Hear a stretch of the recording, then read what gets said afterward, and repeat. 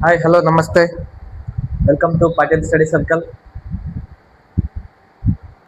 ಇವತ್ತಿನ ಗಣಿತ ತರಗತಿಗೆ ತಮಗೆಲ್ಲರಿಗೂ ಸ್ವಾಗತ. ಮುಂಬರುವ Karnataka TET, PSTR, GPSTR, HSTR ಮತ್ತು ಲ್ಯಾಂಡ್ ಸರ್ವೆ ಪರೀಕ್ಷೆಗಳಿಗೆ ಉಪಯುಕ್ತವಾಗುವಂತಹ ಗಣಿತ ವಿಷಯಕ್ಕೆ ಸಂಬಂಧಿಸಿದಂತೆ ಕೆಲವು ಪ್ರಮುಖ ಪ್ರಶ್ನೆಗಳನ್ನು ನಾನು ಇವತ್ತು ನಿಮ್ಮ ಮುಂದೆ ತಂದಿದ್ದೇನೆ. ಹಾಗಾದರೆ ಸಮಯವನ್ನು ವ್ಯರ್ಥ ಮಾಡದೆ ನಾವು ನೇರವಾಗಿ ಪ್ರಶ್ನೆಗಳ ಕಡೆ ಹೋಗೋಣ. ಹಾಗಾದ್ರೆ ನೋಡ್ರಿ, ಮೊದಲನೇ ಪ್ರಶ್ನೆ y² minus 6y plus 5 is equal to 0. ವರ್ಗ ಸಮೀಕರಣಕ್ಕೆ α⁻⁻1 ಪ್ಲಸ್ β⁻⁻1 ನ ಬೆಲೆಯನ್ನ ಕಂಡುಹಿಡಿಯಿರಿ. ಇಲ್ಲಿ ಆಲ್ಫಾ ಮತ್ತು ಬೀಟಾ ಮೂಲಗಳಾಗಿವೆ. ನೋಡ್ರಿ, ಇದು ವರ್ಗ ಸಮೀಕರಣಕ್ಕೆ ಸಂಬಂಧಿಸಿದಂತಹ ಪ್ರಶ್ನೆ. ಇಲ್ಲಿ ಏನ್ ಕೊಟ್ಟಾರ, ಈ ಒಂದು ವರ್ಗ ಸಮೀಕರಣಕ್ಕೆ α⁻⁻1 ಪ್ಲಸ್ β⁻⁻1 ನ ಬೆಲೆಯನ್ನ ಕಂಡುಹಿಡಿಬೇಕು. ಇಲ್ಲಿ ಎ ಮತ್ತು ಬಿಗಳು ಮೂಲಗಳು. ನೋಡ್ರಿ, ಮೂಲಗಳ ಗುಣಲಬ್ಧ ಮತ್ತು ಮೂಲಗಳ ಮೊತ್ತವನ್ನ ಕಂಡುಹಿಡಿಯೋದನ್ನು ನಾವು 10ನೇ ತರಗತಿಯಲ್ಲಿ ನೋಡ್ಬೋದು. ಹಾಗಾದ್ರೆ ಈ ಪ್ರಶ್ನೆನ ನಾವು ಯಾವ ತರ ಬಿಡಿಸ್ಬೋದು ನೋಡ್ರಿ.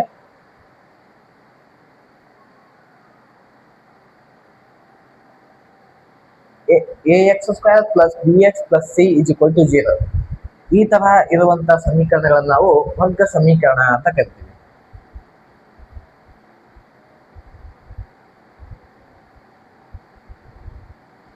ax² plus bx plus c is equal to 0. ಈ ರೂಪದಲ್ಲಿ ಇರುವಂತಹ ಸಮೀಕರಣಗಳನ್ನು ನಾವು ವರ್ಗ ಸಮೀಕರಣ ಅಂತ ಕರಿತೀವಿ. ಹೌದಾ? ಹಾಗಿದ್ರೆ ನೋಡ್ರಿ, ಇಲ್ಲಿ ಕೊಟ್ಟಿರುವಂತಹ ಸಮೀಕರಣ ವರ್ಗ ಸಮೀಕರಣ ಹೌದಾ ಅಲ್ವಾ? ಹೌದು. ಹೌದಾ? ನೋಡ್ರಿ, y² minus 6y plus 5 is equal to 0. ಹೌದಾ? ನೋಡ್ರಿ, x² ದಲ್ಲೇ y² ಐತಿ, ಮತ್ತ bx ದಲ್ಲೇ 6y ಐತಿ, ಪ್ಲಸ್ ಸಿ ಇದು ಕಾನ್ಸ್ಟೆಂಟ್ ವ್ಯಾಲ್ಯೂ 5 ಐತಿ. ಹಾಗಿದ್ರೆ ನೋಡ್ರಿ, ಇಲ್ಲಿ ಹಾಗಾದ್ರೆ ಮೂಲಗಳ ಮೊತ್ತ ನೋಡ್ರಿ, ಮೂಲಗಳ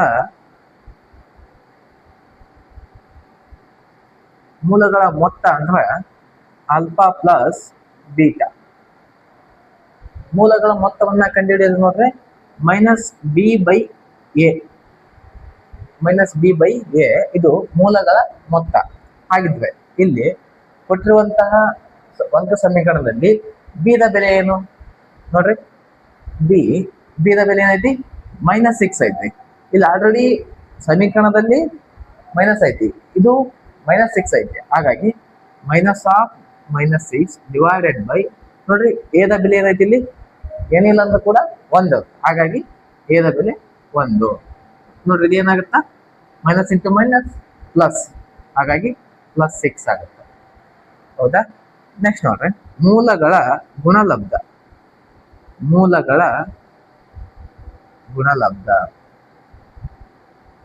ನೋಡ್ರಿ, ಮೂಲಗಳ ಗುಣಲಬ್ಧ ಆಲ್ಫಾ ಇಂಟು ಬೀಟಾ. ನೋಡ್ರಿ, ಮೂಲಗಳ ಗುಣಲಬ್ಧ ಏನಪ್ಪಾ ಅಂದ್ರೆ C by A.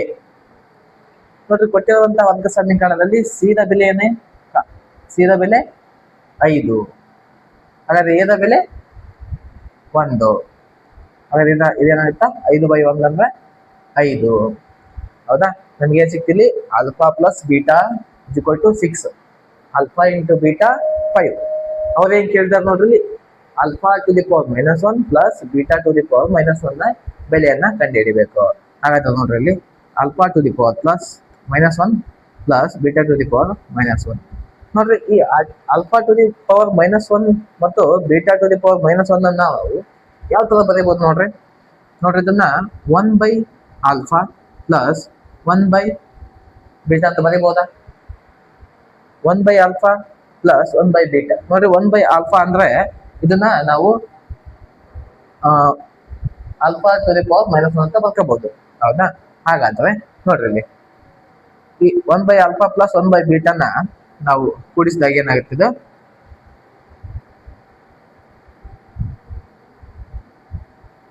Alpha plus beta divide by alpha into beta ಆಗುತ್ತೆ. ಹೌದಾ?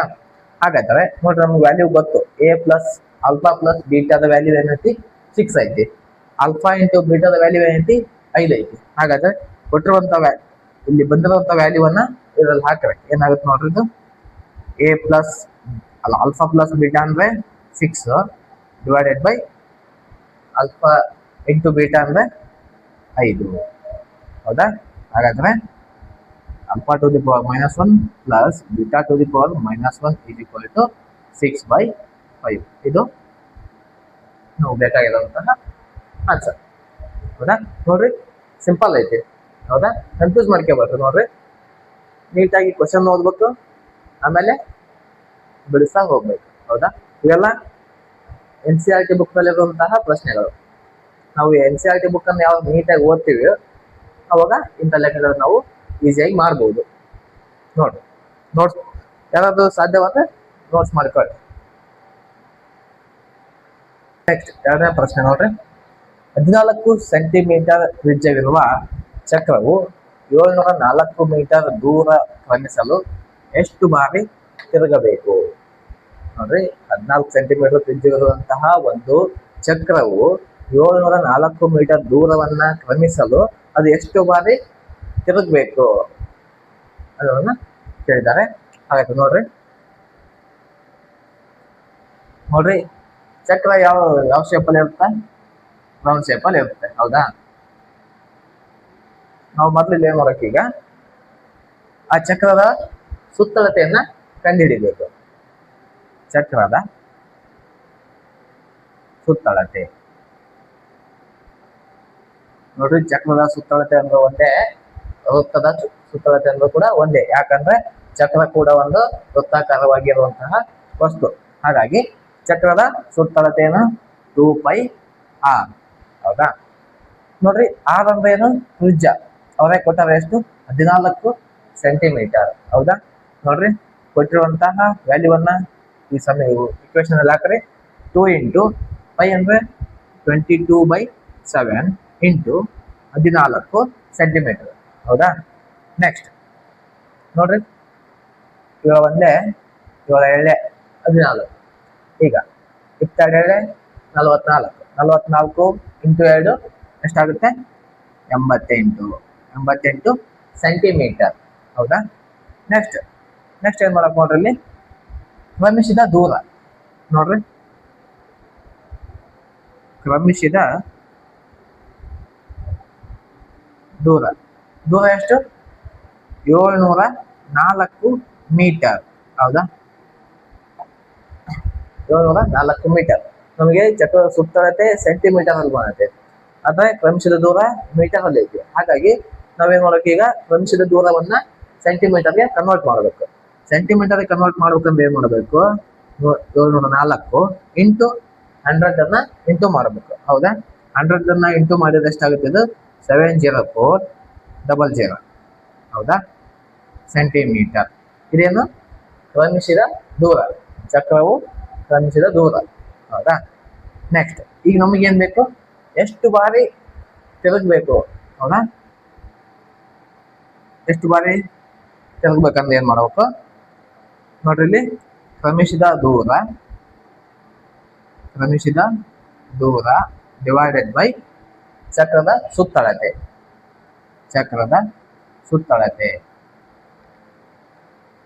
ಹಾಗಾದ್ರೆ ಕ್ರಮಿಸಿದ ದೂರ ಎಷ್ಟೈತೆ ನೋಡ್ರಿ, ಡಿವೈಡೆಡ್ ಬೈ ಸುತ್ತಳತೆ 88. ಹೌದಾ?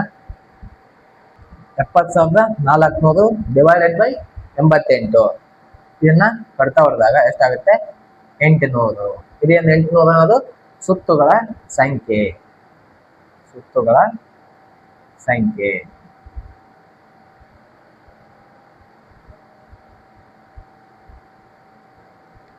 ನೋಡಿ, 14 ಸೆಂಟಿಮೀಟರ್ ತ್ರಿಜ್ಯವಿರುವ ಚಕ್ರವು 704 ಮೀಟರ್ ದೂರವನ್ನ ಕ್ರಮಿಸಲು 800 ಬಾರಿ ಅದು ತಿರುಗಬೇಕು. ಹೌದಾ? ನೋಡ್ರಿ, ನಾವೇನ್ ಮಾಡಿದ್ವಿ? ಮೊದಲು ಚಕ್ರದ ಸುತ್ತಳತೆ ಕಂಡುಹಿಡಿದೀವಿ, ಆಮೇಲೆ ಕ್ರಮಿಸಿದ ದೂರವನ್ನ ಮೀಟರ್ ಇಂದ ಸೆಂಟಿಮೀಟರ್ಗೆ ಕನ್ವರ್ಟ್ ಮಾಡ್ಕೊಂಡಿದೀವಿ. ನೆಕ್ಸ್ಟ್ ಸುತ್ತುಗಳ ಸಂಖ್ಯೆಯನ್ನ ಕಂಡುಹಿಡಬೇಕಾದ್ರೆ ಕ್ರಮಿಸಿದ ದೂರ ಮತ್ತು ಚಕ್ರದ ಸುತ್ತಳತೆ ಡಿವೈಡೆಡ್ ಬೈ ಮಾಡಿ ನಮಗೆ ಸುತ್ತುಗಳ ಸಂಖ್ಯೆ ಅದು ಸಿಕ್ತು.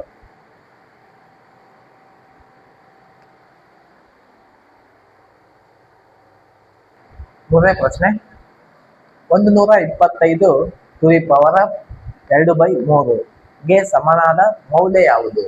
ನೋಡ್ರಿ, 125 ಟು ದಿ ಪವರ್ ಆಫ್ 2/3ಕ್ಕೆ ಸಮಾನವಾದಂತ ಮೌಲ್ಯ ಯಾವುದು? ನೋಡ್ರಿ, ಇದು ಘಾತಾಂಕಗಳಿಗೆ ಸಂಬಂಧಿಸಿದಂತಹ ಪ್ರಶ್ನೆ. ಈ ಪ್ರಶ್ನೆಯನ್ನ ನಾವು ಬಿಡಿಸ್ಬೇಕಂದ್ರೆ ನಮ್ಗೆ ಮೊದಲು ಘಾತಾಂಕಗಳ ನಿಯಮಗಳು ಗೊತ್ತಿರಬೇಕು. ಹೌದಾ? ನೋಡ್ರಿ, ಏನಪ್ಪಾ ಘಾತಾಂಕಗಳ ನಿಯಮ ಅಂದ್ರೆ a to the power m into a to the power n, a to the power m plus n ಆಗುತ್ತೆ. ಹೌದಾ? ಅದೇ ರೀತಿ a to the power m divided by a to the power n ಅಂದ್ರೆ ಏನಾಗುತ್ತದೆ? a to the power m minus n ಆಗುತ್ತೆ. ಹೌದಾ? ಈ ಒಂದು ಘಾತಾಂಕ ನಿಯಮ ನಮಗೆ ಗೊತ್ತಿರಬೇಕು. ಯಾವ್ದು? ಈಗ ನೋಡ್ರಿ, ಇದನ್ನ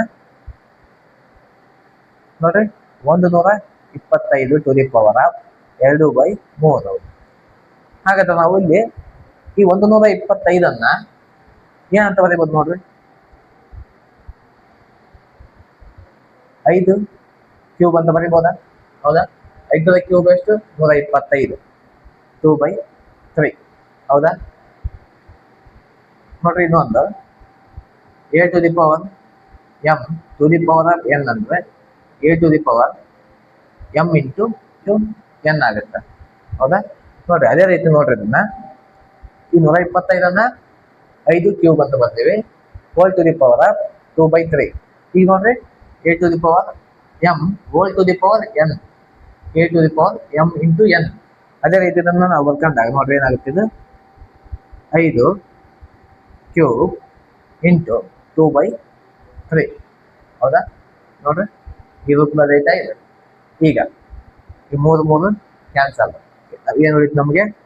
5 ಸ್ಕ್ವೇರ್ ಉಳಿತು. ಹೌದಾ? ನೋಡ್ರಿ, 5 ಸ್ಕ್ವೇರ್ ಅಂದ್ರೆ ಎಷ್ಟು? 25. ಹಾಗಾದ್ರೆ 125 ಹೋಲ್ ಟು ದಿ ಪವರ್ 2/3ಗೆ ಸಮಾನವಾದಂತ ಮೌಲ್ಯ 25. ನೋಡ್ರಿ, ಸಿಂಪಲ್ ಆಗಿದೆ, ಅರ್ಥ ಮಾಡ್ಕೊಳ್ಳಿ. ನೋಡ್ರಿ, ಘಾತಾಂಕಗಳ ನಿಯಮವನ್ನ ಒಂದ್ ಸೈಡಲ್ಲಿ ಬರ್ಕೊಂಡ್ಬಿಡ್ರಿ, ಯಾಕಂದ್ರೆ ಇದು ತುಂಬಾ ಇಂಪಾರ್ಟೆಂಟ್.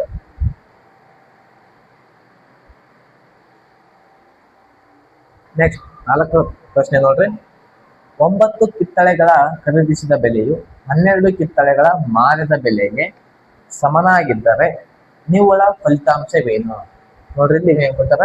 9 ಕಿತ್ತಳೆಗಳ ಖರೀದಿಸಿದ ಬೆಲೆಯು 12 ಕಿತ್ತಳೆಗಳ ಮಾರಿದ ಬೆಲೆಗೆ ಸಮನಾಗಿದೆ. ಹಾಗಾದ್ರೆ ನಿವ್ವಳ ಫಲಿತಾಂಶ ಅಂದ್ರೆ ಲಾಭ ಆಯ್ತು, ನಷ್ಟ ಆಯ್ತು. ಲಾಭವಾದ್ರೆ ಎಷ್ಟು % ಲಾಭ ಆಯ್ತು, ನಷ್ಟ ಆದ್ರೆ ಎಷ್ಟು % ನಷ್ಟ ಆಯ್ತು ಅಂತ ನಾವಿಲ್ಲಿ ಕಂಡುಹಿಡಿಬೇಕು. ಹಾಗಾದ್ರೆ ನೋಡ್ರಿ,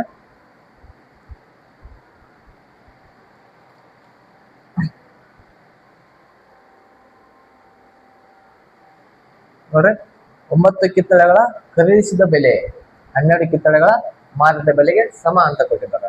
ಹಾಗಾದ್ರೆ 9 CP = 12 SP. ಹೌದಾ? ನೋಡ್ರಿ, CP ಅಂದ್ರೆ ಕಾಸ್ಟ್ ಪ್ರೈಸ್, SP ಅಂದ್ರೆ ಸೆಲ್ಲಿಂಗ್ ಪ್ರೈಸ್. ಇದು ಖರೀದಿಸಿದ ಬೆಲೆ, ಇದು ಮಾರಿದ ಬೆಲೆ. SP ಅಂದ್ರೆ ಸೆಲ್ಲಿಂಗ್ ಪ್ರೈಸ್. ಅವು ಎರಡು ಸಮ. ಹೌದಾ? ಹಾಗಾದ್ರೆ ನೋಡ್ರಿ,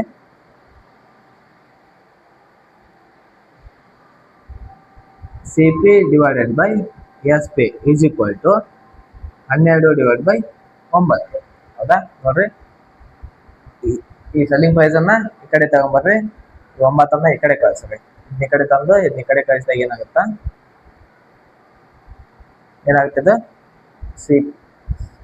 cost price divided by selling price = 12/9 ಆಯ್ತು. ಇವಾಗ ಕಾಸ್ಟ್ ಪ್ರೈಸ್ 12 ಆಯ್ತು. ಹೌದಾ? ಸೆಲ್ಲಿಂಗ್ ಪ್ರೈಸ್ ಎಷ್ಟಾಯ್ತು? ಸೆಲ್ಲಿಂಗ್ ಪ್ರೈಸ್ 9 ಆಯ್ತು. ಹೌದಾ? ನೋಡ್ರಿ, ಇವೆರಡಕ್ಕೆ ಎಷ್ಟು ಡಿಫ್ರೆನ್ಸ್ ಐತಿ? 3 ಡಿಫ್ರೆನ್ಸ್ ಐತಿ. ಹೌದಾ? 12ರಲ್ಲಿ 9 ಎಷ್ಟು? 3. ಹಾಗಾದ್ರೆ ಕಾಸ್ಟ್ ಪ್ರೈಸ್ ಎಷ್ಟೈತಿ? 12 ಇಂಟು 100 ಮಾಡಿ. ಹೌದಾ? 3 1 3 4. ನೋಡ್ರಿ, ಇಲ್ಲಿ ಕಾಸ್ಟ್ ಪ್ರೈಸ್ಗಿಂತ ಸೆಲ್ಲಿಂಗ್ ಪ್ರೈಸ್ ಕಡಿಮೆ ಐತೆ ಅಂದ್ರೆ ನಮ್ಗೆ ಇಲ್ಲಿ ಏನಾಗಿರುತ್ತ ಲಾಭ ಅಂತೂ ಆಗಿರಲ್ಲ. ಹೌದಾ? ಕಾಸ್ಟ್ ಪ್ರೈಸ್ಗಿಂತ ಸೆಲ್ಲಿಂಗ್ ಪ್ರೈಸ್ ಜಾಸ್ತಿ ಇದ್ದಾಗ ನಮ್ಗೆ ಲಾಭ ಆಗುತ್ತ. ಕಾಸ್ಟ್ ಪ್ರೈಸ್ಗಿಂತ ಸೆಲ್ಲಿಂಗ್ ಪ್ರೈಸ್ ಕಡಿಮೆ ಇದ್ದಾಗ ಏನಾಗುತ್ತೆ, ನಮ್ಗೆ ಇಲ್ಲಿ ನಷ್ಟ ಆಗುತ್ತ. ಹೌದಾ? ಹಾಗಾದ್ರೆ ಎಷ್ಟು ನಷ್ಟ ಆಗಿದೆ, ಎಷ್ಟು ಪರ್ಸೆಂಟ್ ನಷ್ಟ ಆಗಿದೆ ಅಂತ ನಾವಿಲ್ಲಿ ಕಂಡಿಡ್ತೀವಿ. ಈಗ 3 ಒಂದೇ 3 4 12, 4 ಒಂದೇ 4 25. ಹಾಗಾದ್ರೆ ಇಲ್ಲಿ 25% ಏನಾಯ್ತು, ನಷ್ಟ ಆಯ್ತು. ಹೌದಾ?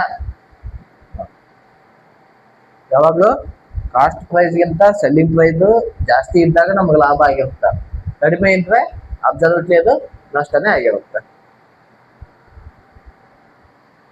ನೆಕ್ಸ್ಟ್ 5ನೇ ಪ್ರಶ್ನೆ. x plus 1/x is equal to 7 ಆದಾಗ x² plus 1/x² ನ ಬೆಲೆ ಏನು? ನೋಡ್ರಿ, ಈ ತರ ಲೆಕ್ಕಗಳನ್ನ ನಾನು ಹಿಂದಿನ ತರಗತಿಯಲ್ಲಿ ಬಿಡಿಸಿದ್ದೀನಿ. ಹೌದಾ? ಈ ತರ ಕೊಟ್ಟಾಗ ಏನ್ ಮಾಡ್ಬೋದಪ್ಪ ಅಂದ್ರೆ, ಇದನ್ನ ತಗೊಂಡು ಎರಡು ಕಡೆ ಸ್ಕ್ವೇರ್ ಮಾಡಿ ನಾವು ಬಿಡಿಸ್ತಾ ಹೋಗ್ಬೋದು. ಆ ತರ ಮಾಡಿದ್ರು ಕೂಡ ಆನ್ಸರ್ ಬರುತ್ತೆ. ಆದ್ರೆ ನಾ ಇವತ್ತೊಂದು ನಿಮ್ಗೆ ಸಿಂಪಲ್ ಟ್ರಿಕ್ ಅನ್ನ ಹೇಳ್ಕೊಡ್ತೀನಿ. ನೋಡ್ರಿ, ಏನಪ್ಪಾ ಅಂದ್ರೆ x plus 1/x is equal to n ಆದಾಗ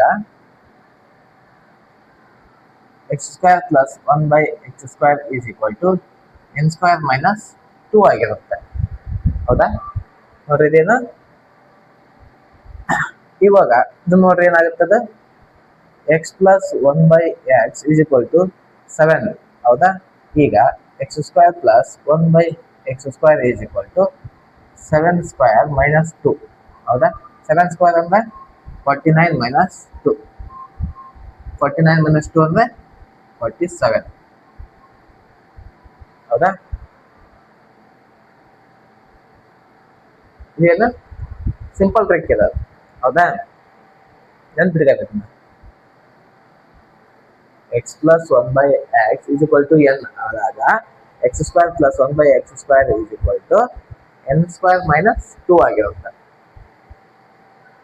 ಇದನ್ನ ಇನ್ನೊಂದು ರೀತಿಯಲ್ಲಿ ಮಾಡ್ಬೋದು. x plus 1/x is equal to 7 ಎರಡು ಕಡೆ ಸ್ಕ್ವೇರ್ ಮಾಡಿ ಇದನ್ನ a plus b whole square ರೂಪದಲ್ಲಿ ಬಿಡಿಸ್ತಾ ಹೋದಾಗ ನಮಗೆ ಇದೇ ಆನ್ಸರ್ ಸಿಗುತ್ತೆ. ಹೌದಾ? ಮಾಡಿ ನೋಡ್ರಿ ಬೇಕಾದ್ರೆ ನಿಮಗೆ.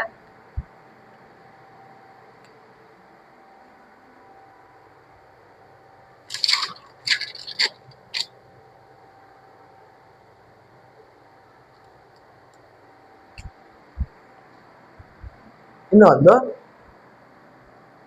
ಅದೇ ರೀತಿ ಈ x² plus 1/x² ಕೊಟ್ಟರು n² minus 2 ಮಾಡಿದ್ರಿ. ಒಂದ್ ವೇಳೆ ಇಲ್ಲಿ x³ plus 1/x³ ಅಂತ ಕೊಟ್ಟರು, ಇವಾಗ ಏನ್ ಮಾಡ್ತಾರ್ರಿ? ಹೌದಾ? ಅದಕ್ಕೂ ಕೂಡ ಐತಿ ನೋಡ್ರಿ. x² plus 1/x² ದಾಗ n² minus 2 ಮಾಡಿದ್ರಿ. ಹೌದಾ? ಅದೇ x³ plus 1/x³ ಕೊಟ್ಟಾಗ n² minus 2n ಮಾಡಿ. ಹೌದಾ? ಇನ್ನು ಕೂಡ ನೆನ್ಪಿಟ್ಟಿದ್ದಾರೆ. x³ plus 1/x³ is equal to n² minus 2n. ಹೌದಾ? ಅದೇ ರೀತಿ ಇದು x4 ಕೊಟ್ರೆ ಏನಾಗುತ್ತೆ, ಇಲ್ಲಿ n² minus 3n ಆಗುತ್ತೆ. ಹೌದಾ?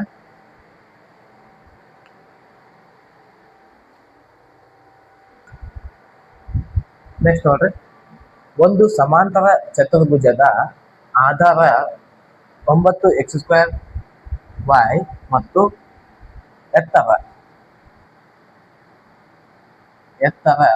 4xy² ಆಗಿದ್ದರೆ ಅದರ ವಿಸ್ತೀರ್ಣವೆಷ್ಟು? ನೋಡ್ರಿ, ಇಲ್ಲಿ ಏನ್ ಕೇಳಿದ್ರೆ ಒಂದು ಸಮಾಂತರ ಚತುರ್ಭುಜದ ವಿಸ್ತೀರ್ಣ ಕಂಡುಹಿಡಿಯಕ್ಕೆ ಕೇಳಿದ್ರೆ. ನೋಡ್ರಿ, ಏನ್ ಕೊಟ್ರ? ಆಧಾರ ಬೇಸ್ ಕೊಟ್ಟಾರ ಮತ್ತು ಎತ್ತರ ಕೊಟ್ಟಾರ. ಹೌದಾ? ನೋಡ್ರಿ, ಇಲ್ಲಿ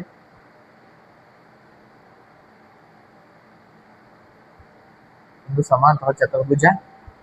ಹಾಗಾದ್ರೆ ಇಲ್ಲಿ ಬೇಸ್ ಎಷ್ಟೈತಿ? 4xy² ಐತಿ. ಹಾಗಾದ್ರೆ ಎತ್ತರ ಎಷ್ಟು ಕೊಟ್ಟಾರ ನೋಡ್ರಿ, ಇದು ಎತ್ತರ 4xy² ಕೊಟ್ಟ.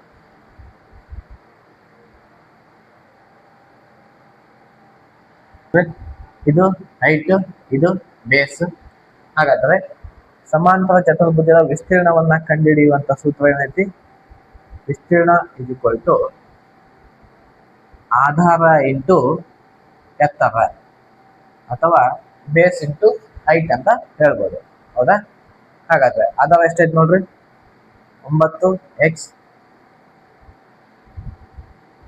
x² y ಇಂಟು ಎತ್ತರ 4 x y². ನೋಡ್ರಿ ಎಷ್ಟಾಗುತ್ತದೆ? 9 4 36 x² into x³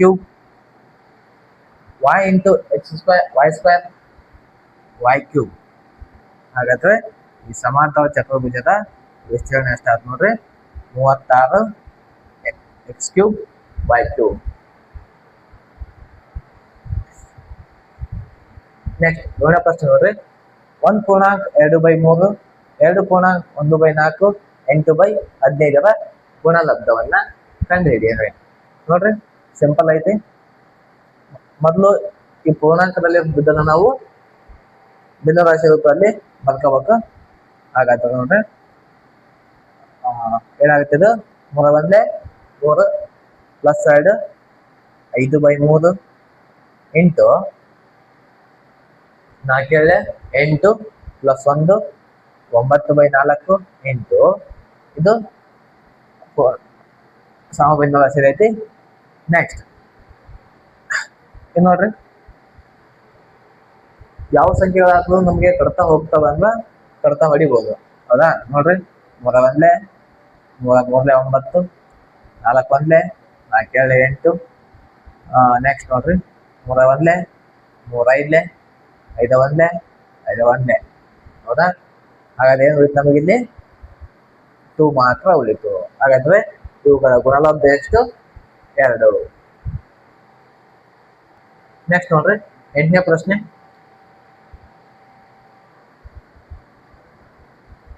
7 to the power of 3/7 into 7 to the power of 4/7 ಇದನ್ನ ಸರಳೀಕರಿಸಿದರೆ ಬರುವ ಉತ್ತರವೆಷ್ಟು?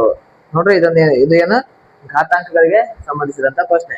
ಆಗಲೇ ನೋಡಿದ್ವಿ ನಾವು. ಆಗಲೇ ಏನು ಘಾತಾಂಕ ನಿಯಮ ಏನೈತಿ ನೋಡ್ರಿ, a to the power m into a to the power n ಅಂದ್ರೆ a to the power m plus n ಆಗುತ್ತೆ. ಹೌದಾ? ನೋಡ್ರಿ ಇಲ್ಲಿ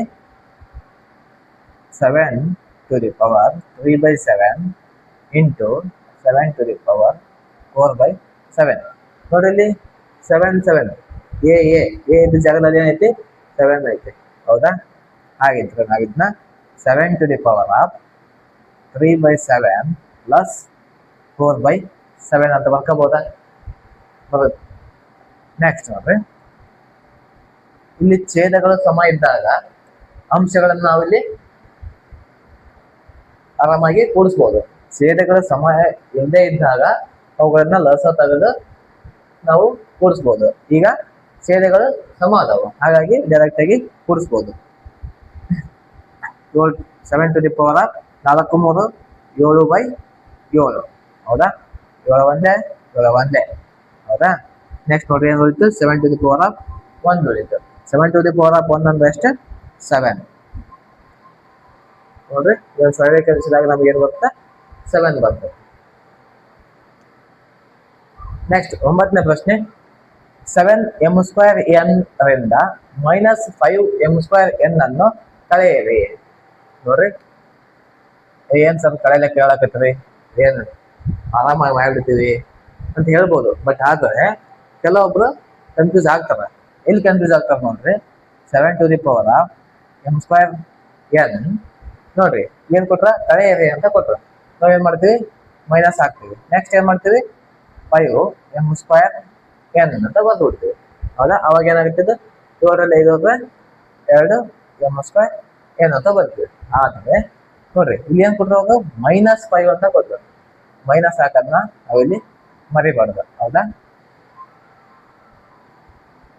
ನೆಕ್ಸ್ಟ್ 7m²n ನೋಡ್ರಿ ಮೈನಸ್ ಇಂಟು ಮೈನಸ್ ಇದನ್ನ ನಾವು ಇಂಟು ಮಾಡಬೇಕು.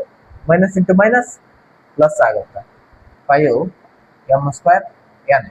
ಹೌದಾ? Next 7 5 12 M square N. ಇದು ಆನ್ಸರ್. ಪ್ಲಸ್ ಮೈನಸ್ ಇದರಲ್ಲಿ ತುಂಬಾ ಜಾಗರೂಕತೆಯಿಂದ ಲೆಕ್ಕ ಮಾಡಬೇಕಾಗುತ್ತೆ ನೋಡ್ರಿ. ಮೈನಸ್ ಇಂಟು ಮೈನಸ್ ಪ್ಲಸ್ ಆಗುತ್ತೆ, ಹೌದಾ? ಅದೇ ರೀತಿ ಪ್ಲಸ್ ಇಂಟು ಪ್ಲಸ್ ಪ್ಲಸ್ ಆಗುತ್ತೆ. ನೆಕ್ಸ್ಟ್ ಪ್ಲಸ್ ಇಂಟು ಮೈನಸ್ ಏನಾಗುತ್ತಾ? ಮೈನಸ್ ಆಗುತ್ತೆ ನೋಡ್ರಿ. ಮೈನಸ್ ಇಂಟು ಪ್ಲಸ್ ಅದು ಕೂಡ ಮೈನಸ್ ಆಗುತ್ತೆ. ಇವನ್ನ ಯಾವುದು ನೆನ್ಪಿಟ್ಟಾನೆ. ನೆಕ್ಸ್ಟ್ ನೋಡ್ರಿ 10ನೇ ಪ್ರಶ್ನೆ. ಎರಡು ಸಂಖ್ಯೆಗಳ ಅನುಪಾತ A:B = 5:3 ಆಗಿದ್ದರೆ 3A + 2B ಅನುಪಾತ 3A - 2B ರ ಬೆಲೆ ಎಷ್ಟು? ನೋಡ್ರಿ, ಇದು ನೆನಪು ಮಾಡೋದು. A ಕೊಟ್ಟ ನೋಡ್ರಲ್ಲಿ A ಅನುಪಾತ B ಅಂದೆಷ್ಟು ಕೊಟ್ರ? 5:3 ಕೊಟ್ರು, ಹೌದಾ? ಈ ತರ ಕೊಟ್ಟಾಗ ಏನ್ ಮಾಡೋದು ನಾವಿಲ್ಲಿ? ಇದ್ರ ಬೆಲೆ ನೋಡ್ರಿ, A ದ ಬೆಲೆ 5, B ದ ಬೆಲೆ 3, ಹೌದಾ? ಸಿಂಪಲ್. ಈ ಕೊಟ್ಟಿರುವಂತ ಬೆಲೆಗಳನ್ನ ಈ ಕ್ವೆಶ್ಚನ್ ಅಲ್ಲಿ ಹಾಕ್ರೆ 3A + 2B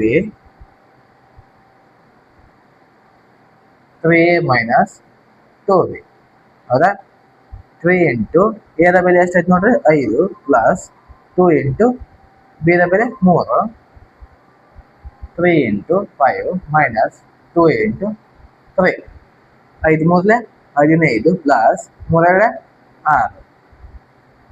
next 5 3 15 minus 3 6. 15 plus 6 ಎಷ್ಟಾಗುತ್ತೆ ನೋಡ್ರಿ? 15 ಪ್ಲಸ್ 6 21 ಅನುಪಾತ 15 ಮೈನಸ್ 6 9. 21 ಅನುಪಾತ 9 ಬಂತು, ಹೌದಾ? ಈಗ 21 ಅನುಪಾತ 9 ಬಂದಾಗ ನೋಡ್ಬೇಕು, ಈ ಎರಡು ಸಂಖ್ಯೆಗಳು ಒಂದೇ ಮಗ್ಗಿಯಿಂದ ಕಡತ ಭಾಗ ಆಗ್ತಾವ ನೋಡ್ಬೇಕು, ಹೌದಾ? ಯಾವ ಮಗ್ಗಿಯಿಂದ ಭಾಗ ಆಗ್ತಾವ ನೋಡ್ರಿ? 3 3 9, 3 7 21, ಹೌದಾ? 7 ಅನುಪಾತ 3. ಇದು ಸರಿಯಾದ ಉತ್ತರ. ನೆಕ್ಸ್ಟ್ ನೋಡ್ರಿ, ಒಂದು ಘನಾಕೃತಿಯ ಅಂಚಿನ ಉದ್ದ 12 ಸೆಂಟಿಮೀಟರ್ ಆಗಿದ್ದರೆ ಅದರ ಸಂಪೂರ್ಣ ಮೇಲ್ಮೈ ವಿಸ್ತೀರ್ಣ ಮತ್ತು ಘನಫಲವೆಷ್ಟು? ನೋಡ್ರಿ, ಒಂದು ಘನಾಕೃತಿಯ ಅಂಚಿನ ಉದ್ದ ಕೊಟ್ಟಾಗ ಎಷ್ಟೈತಿ? 12 ಸೆಂಟಿಮೀಟರ್ ಐತಿ. ಹಾಗಾದ್ರೆ ಅದರ ಸಂಪೂರ್ಣ ಮೇಲ್ಮೈ ವಿಸ್ತೀರ್ಣ ಕಂಡುಹಿಡಿಬೇಕು ಮತ್ತು ಘನಫಲವನ್ನ ಕಂಡುಹಿಡಿಬೇಕು. ನೋಡ್ರಿ, ಘನಾಕೃತಿ ಅಂದ್ರೆ ಏನು? ಚೌಕ ಘನ, ಹೌದಾ?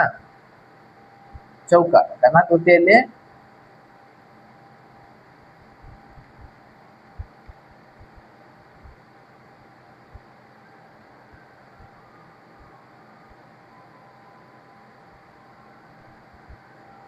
ಘನಾಕೃತಿಯಲ್ಲಿ ಅದರ ಎಲ್ಲಾ ಭಾಗಗಳು ಏನಾಗಿರ್ತಾವ? ಸಮನಾಗಿರ್ತಾವ, ಹೌದಾ? ನೋಡ್ರಿ, 12 ಸೆಂಟಿಮೀಟರ್ ಅಂದ್ರೆ ಎಲ್ಲಾ ಭಾಗಗಳು ಕೂಡ 12 ಸೆಂಟಿಮೀಟರ್ ಆಗಿರ್ತಾವ. ಹಾಗಾದ್ರೆ ನೋಡ್ರೆ ಚೌಕಘನದ ಮೇಲ್ಮೈ ವಿಸ್ತೀರ್ಣ ಕಂಡುಹಿಡಿಯುವಂತ ಸೂತ್ರ ಏನಪ್ಪಾ? ಸಂಪೂರ್ಣ ಮೇಲ್ಮೈ ವಿಸ್ತೀರ್ಣ. ಪೂರ್ಣ ಮೇಲ್ಮೈ ವಿಸ್ತೀರ್ಣವನ್ನ ಕಂಡುಹಿಡಿಯುವಂತ ಸೂತ್ರ ಏನು? 6A², ಹೌದಾ? ನೆಕ್ಸ್ಟ್ 6 ಇಂಟು ನೋಡ್ರಿ A² ಅಂದ್ರೇನು? A ಅಂದ್ರೇನು? 12. 12 ಅಂದ್ರೆ ಒಂದು ಬಾಹುವಿನ ಅಳತೆ ಎಷ್ಟೈತಿ? 12 ಐತಿ. ಹಾಗಾದ್ರೆ 12 ಹೋಲ್ ಸ್ಕ್ವೇರ್, ಹೌದಾ? 6 ಇಂಟು 12 ಸ್ಕ್ವೇರ್ ಅಂದ್ರೆ ಎಷ್ಟು? 144 ಇಸ್ ಈಕ್ವಲ್ ಟು ನೋಡ್ರಿ ಏನಾಗುತ್ತದೆ?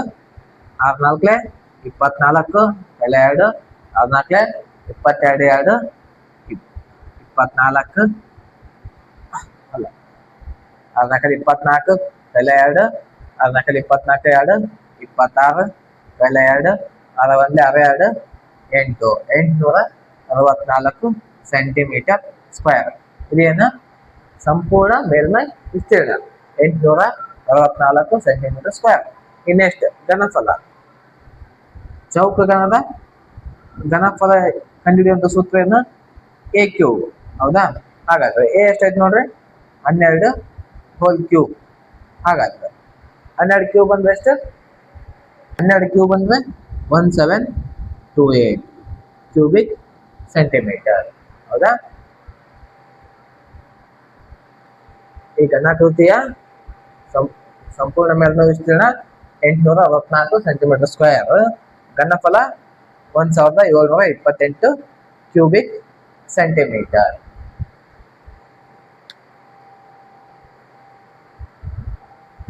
ನೋಡ್ರಿ, ಇಲ್ಲಿವರೆಗೂ ನಾವು ಹೇಳಿದಂತ ಎಲ್ಲಾ ಲೆಕ್ಕಗಳು ನಿಮಗೆ ಅರ್ಥವಾಗಿದೆ ಅನ್ಕೋತೀನಿ. ನಿಮ್ಗೇನಾದ್ರೂ ಅರ್ಥ ಆಗಿಲ್ಲ, ಯಾವುದೇ ಪ್ರಶ್ನೆ ಗೊತ್ತಾಗಿಲ್ಲ ಅಂದ್ರೆ ಕಮೆಂಟ್ ಬಾಕ್ಸ್ ಅಲ್ಲಿ ತಿಳಿಸಿ. ಮತ್ತು ಈ ತರಗತಿ ನಿಮ್ಗೆ ಇಷ್ಟವಾಗಿದ್ದರೆ ಲೈಕ್ ಮಾಡಿ, ಹಾಗೆ ನಿಮ್ಮ ಅನಿಸಿಕೆಯನ್ನ ಕಾಮೆಂಟ್ ಮೂಲಕ ತಿಳಿಸಿ. ಮತ್ತು ನಮ್ಮ Patil study circle YouTube channel ಅನ್ನ ಸಬ್ಸ್ಕ್ರೈಬ್ ಮಾಡಬೇಕೆಂದು ತಮ್ಮಲ್ಲಿ ಹೇಳ್ಕೊತಾ ಇದ್ದೀನಿ. ಹಾಗೆ ಈ ತರಗತಿಯನ್ನ ನಿಮ್ಮ ಫ್ರೆಂಡ್ಸ್ಗೆ ಶೇರ್ ಮಾಡುವುದರ ಮೂಲಕ ನಮಗೆ ಪ್ರೋತ್ಸಾಹವನ್ನು ನೀಡಬೇಕು. ಮತ್ತು ಮುಂದಿನ ತರಗತಿಯಲ್ಲಿ ಇನ್ನಷ್ಟು ಪ್ರಮುಖ ಪ್ರಶ್ನೆಗಳೊಂದಿಗೆ ನಿಮ್ಮ ಮುಂದೆ ಬರ್ತೇನೆ ಅಂತ ಹೇಳ್ತಾ ಧನ್ಯವಾದಗಳು.